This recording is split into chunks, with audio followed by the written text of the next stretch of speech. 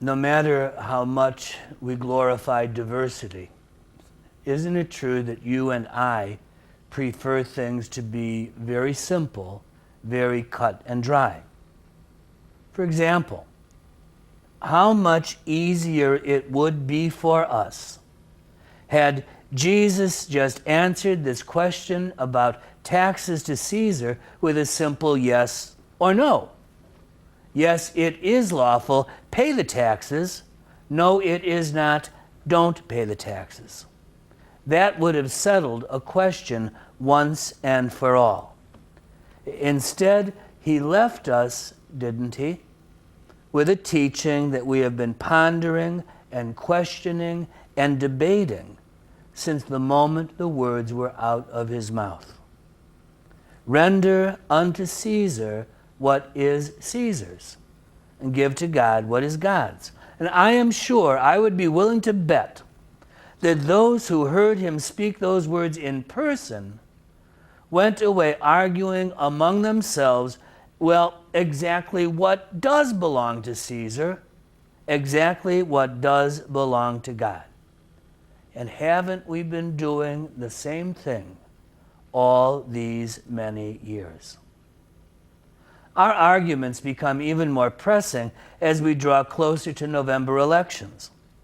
Do we simply separate our Catholic values from our American values, rendering Sunday Mass to God and Tuesday voting to Caesar? Do we try to adapt the teachings of our church to secular values?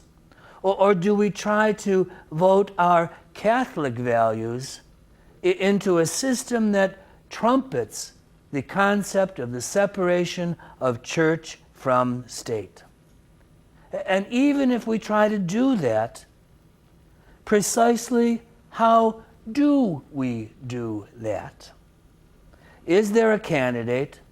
Is there a party? Is there a law that embodies all of Catholic social teaching? What about school levies? What about immigration reform? What about our option for the poor? What about health care? What about abortion? What about capital punishment? To be a citizen of two kingdoms is not easy.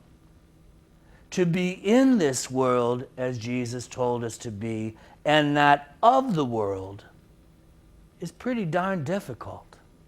Our Lord himself was caught in the same bind when he stood before Pontius Pilate and was asked, "Are you a king?"